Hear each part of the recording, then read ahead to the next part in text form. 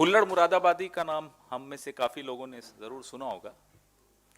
उन्होंने एक बात कही थी, भूख, महंगाई, गरीबी, इश्क मुझसे कर रही हैं, एक होती तो निभाता, तीनों मुझ पर मर रही। जो आज मोदी जी ने हालत की है इस देश की, जिन लोगों ने भी, ऐसे लोग हम भी जानते हैं, आपके सर्कल में भी होंगे, व्हाट्सएप ग्रुप्स भी होंगे, जो मोदी जी पर मर मिटने को तैयार होते थे, हमसे आपसे लड़ने को तैयार हो जाते थे, आज उनकी क्या हालत है। टमाटर और प्याज की यह स्थिति है कि जैसे किचन में इन दोनों चीजों पर 144 धारा लगी हुई हो, 4 से ज्यादा नहीं रख सकते, इतने महंगे हो गए। टमाटर, भिंडी, प्याज, शिमला मिर्च, जो पिछले साल इस वक्त कीमत थी उससे कहीं ज्यादा आज टमाटर 100 से 120 रुपए इसी शहर में बिका।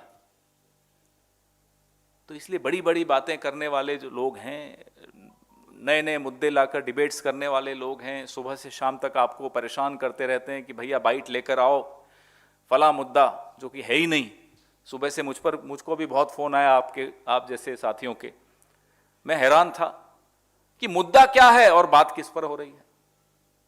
प्याज, भिंडी 120 रुपए किलो, यह है असली मुद्दे। और यह सब क्यों हो रहा है? क्यों आज प्याज 50 रुपए किलो है, शिमला मिर्च 100 से 120 रुपए किलो बिक रही है? यह है मुद्दे। इस पर सरकारें बननी और बिगड़नी चाहिए। इस पर विपक्ष को आंकना चाहिए कि विपक्ष की आवाज उठाता है या नहीं उठाता। महीने के अंत में जेब में कितना पैसा बचा, इस पर सरकार के परफॉर्मेंस को नापना चाहिए। मैं कोई ज्ञान बांटने नहीं बैठा हूं, लेकिन दर्द बांटने बैठा हूं कि क्यों हम इन मुद्दों से भटकने देते हैं। विपक्ष को भी आप भटकाने पर मजबूर करते हैं कि नहीं साहब इस पर जवाब दीजिए, कि नहीं देंगे साहब इसी पर बात करिए। क्यों सरकारों को हम अनुमति देते हैं इन मुद्दों से भटकने की या भटकाने की? क्यों इतने महंगे हुए हैं? क्योंकि इनपुट कॉस्ट, बार बार रणदीप भाई आकर कई बार बोल चुके हैं, हम सब बोल चुके हैं, बार बार इस मुद्दे पर बोलते हैं कि साहब इनपुट कॉस्ट बढ़ गया है। डीएपी, डीजल और जो तमाम कृषि उपकरणों पर जीएसटी लगाया आपने।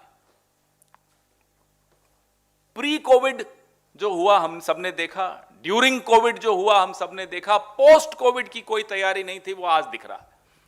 30 नवंबर को मुफ्त अनाज योजना भी बंद हो जाएगी। यह आपकी तैयारी है पोस्ट कोविड से डील करने की।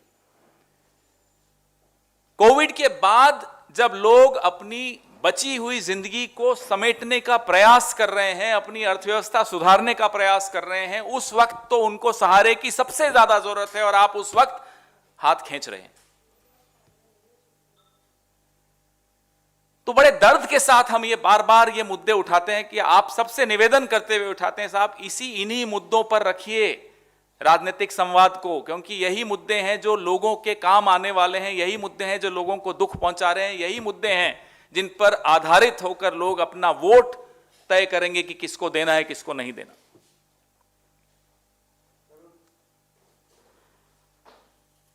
वो तमाम लोग ठगा हुआ महसूस करते हैं जब सुबह दूध खरीदते हैं, सब्जी खरीदते हैं, फल खरीदते हैं, तेल खरीदते हैं, और तेल और टमाटर और प्याज, आलू में तो आपस में जैसे प्रतियोगिता चल रही हो कि मैं आगे जाऊंगा, नहीं मैं आगे जाऊंगा।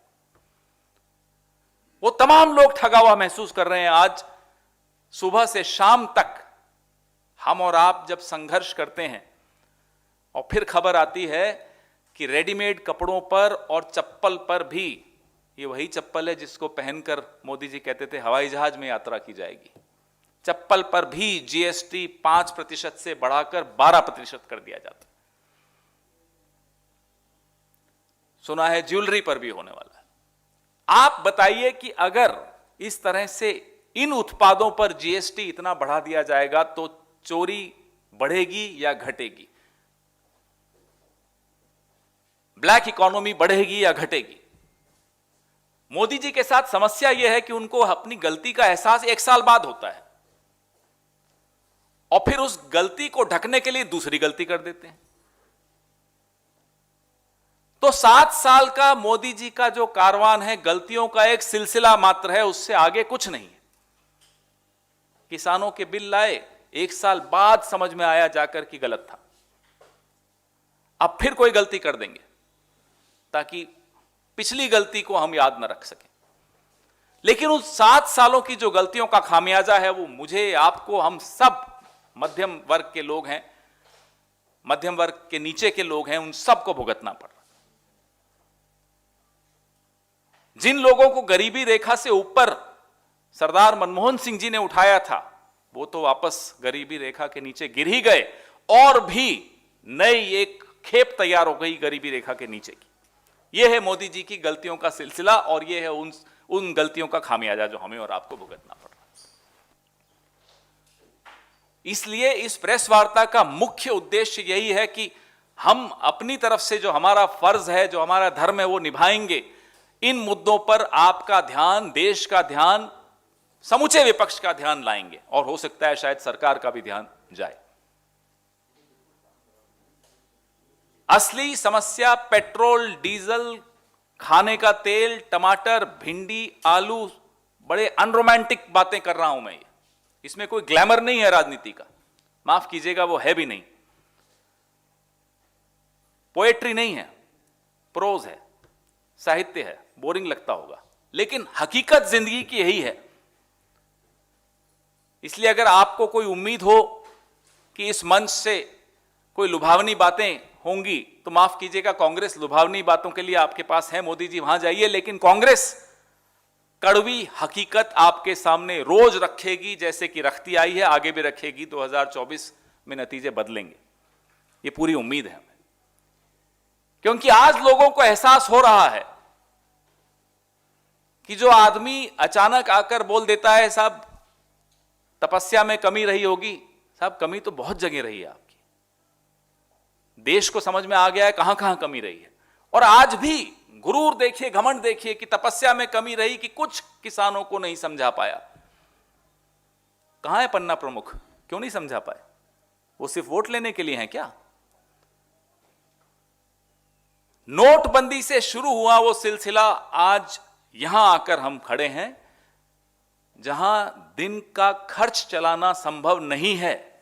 छोटे शहरों में, बड़े शहरों में, गांव देहात में, सब जगह अगर आप हॉर्टिकल्चर प्रोड्यूस का आंकड़ा देखेंगे तो आपको समझ में आएगा कि उत्पादन कम हुआ है कुछ प्रोडक्ट्स का, कुछ कमोडिटीज का। वो क्यों कम हुआ है, इसकी तह तक हमें जाना होगा। कभी खबर आती है कि टमाटर फेंक दिए किसानों ने, उनको कीमत नहीं मिल रही, और यहां 100-120 रुपए में बिक रहा है। आज किसान मजबूर है कि उसके पास इनपुट कॉस्ट के लिए पैसे नहीं है, वो उगाना नहीं चाहता, यह स्थिति पैदा हो गई। यह किसका हित साधने के लिए मोदी जी ये काम कर रहे हैं?